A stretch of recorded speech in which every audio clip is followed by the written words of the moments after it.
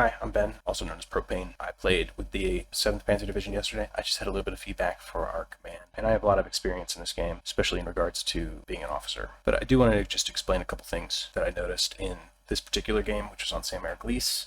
This was the one that had the infamous server crash. Regardless of what happened with the server, this game was a loss. I think we all know that. I want to just demonstrate a couple simple things to think about when you're commanding and when you're squad leading, so that hopefully, these sorts of things can be preempted. I think that's going to be the main premise, is that just about everything that can happen in a Hell Let Loose game can be preempted. So let's go ahead and get right to it. So obviously, Rousseau de Fermi is gone. We're not going to hold that for any amount of time. We do have our starting garrisons. They would have been likely around these locations, although not exactly. The things I want to highlight about these starting garrisons here is that you can build a second spawn right next to them. There is no minimum or maximum distance you have to be away from this starting garrison. So we could have put one right here, which we may have, I don't remember. The other thing to note about these starting garrisons, and the reason I put them in blue here, is that they cannot be destroyed by explosives. They can't be blown up, they can't be arty, they can't be satcheled. The only way to destroy these starting garrisons is to dismantle them. A good idea in this situation like this is to slowly, when they're capping Rousseau, get defenses built. First thing. Now I know you're going to be struggling to get engineers to build nodes at that point, but maybe just one engineer puts up a wall or two, and that's just to buy this garrison a little bit of time. This garrison isn't going to be a very useful spawn point. In fact, you may even want to tell squads to not really use it. What it is a very big, fat, juicy distraction. There are going to be people who are waiting for people to spawn at them for them to shoot them, and there's going to be enemy teams who are making their way to take it down. Enemy teams that can be countered from our own positions. See how that buys us time? Just fighting over a thing that means nothing to us, but means everything to them. Now, the enemy team can't ignore it, because then we'll just spawn there. So that's just something to keep in mind. These starting two up here, probably not going to be worth much.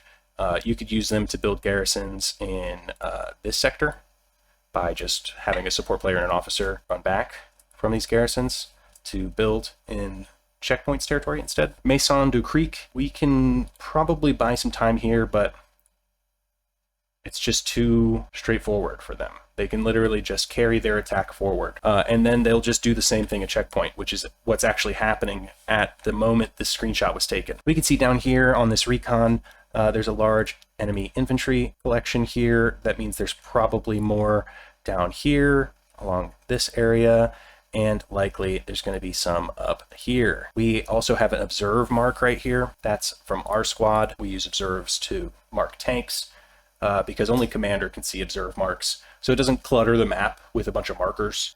Somebody else already has a marker here. So my squad leader, Crass, just put the observe so that we knew where it was, but it doesn't clutter the map for everyone else. We also have the tank down here. Something to keep in mind with tanks is that their area of influence is large. He controls this entire sector, for sure. He probably controls this sector as well. And he also will have shots in other areas, long distances. Tanks are huge. This tank is going to counter this entire infantry blob with 5 HE shells. Then all of these guys are going to be ducking for cover and running.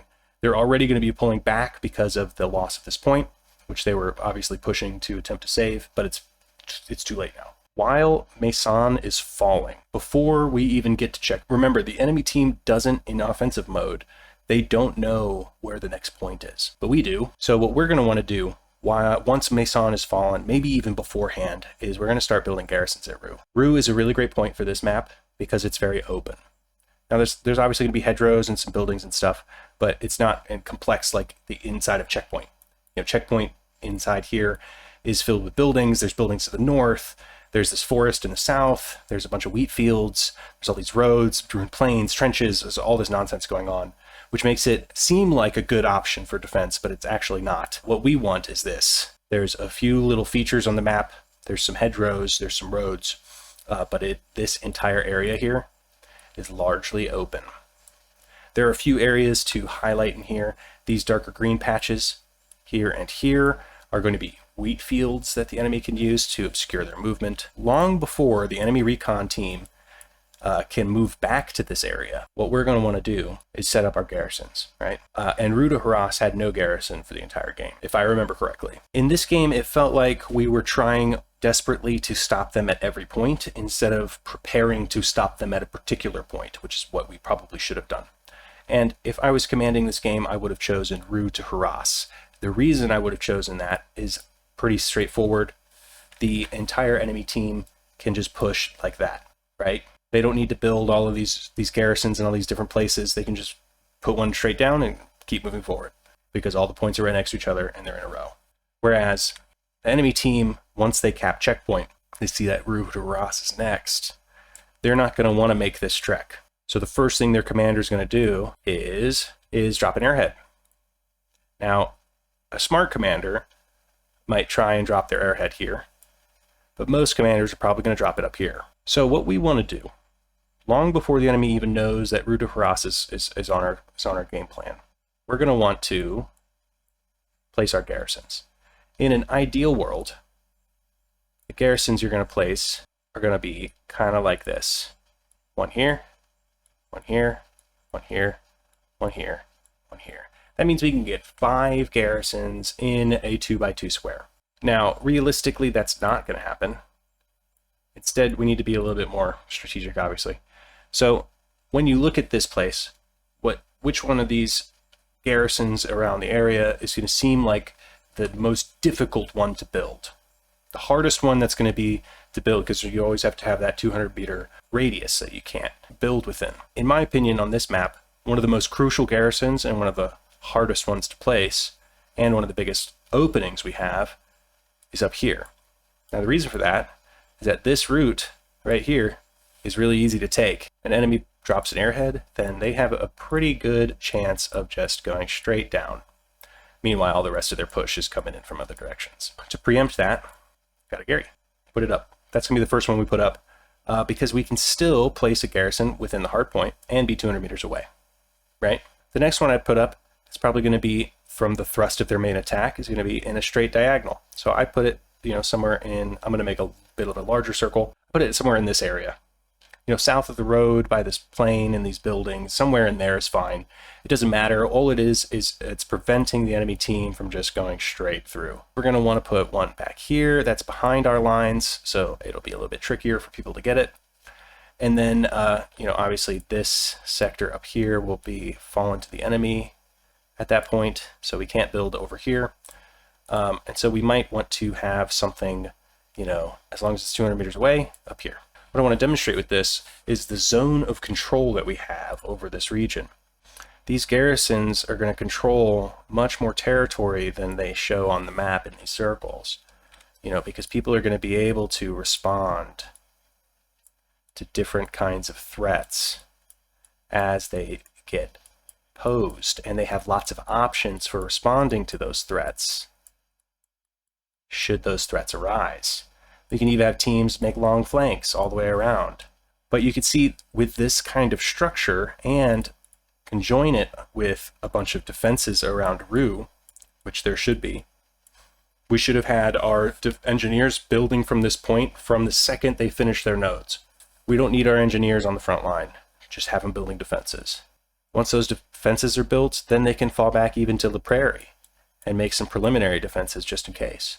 But we don't even need to worry about defenses in these areas. There's no point. It doesn't do anything for us. These are just there to buy time for the engineers to build up at Rue and for you to get these garrisons built.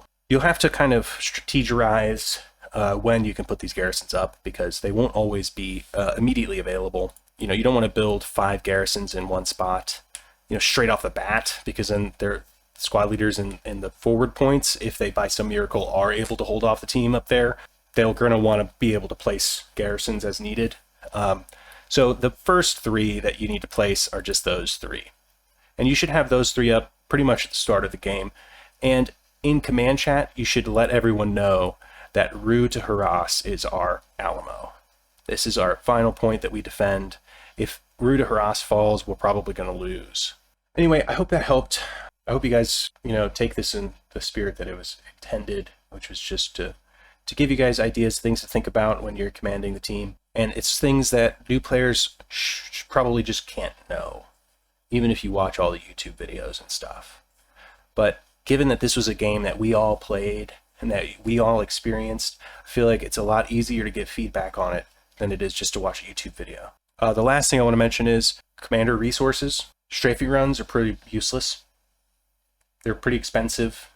I mean, they're not expensive, but they add up because you can do them so frequently. And so they're pretty much a last-ditch effort. There are times that they can be useful, but usually they're not. Precision strikes are really expensive. And yeah, you can get lucky and bust a tank, but now that you have 2 tanks on the field, I don't think you need to worry about busted tanks. The only other thing you could do with those precision strikes is taking out enemy garrison locations. But you have an RD squad, so just make your RD do it. So save the resources for bombing runs, for artillery. Don't use them on strafing runs and precision strikes. And the last thing to mention is strafing runs are ineffectual against tanks. They do nothing. So don't try and use them against those. You guys did a good job, especially in that second game. I understand why we made the choices we made in this game, but unfortunately they just weren't the ones that were going to win us this game. Thanks for your time. Hopefully this helps, and let me know if you have any questions.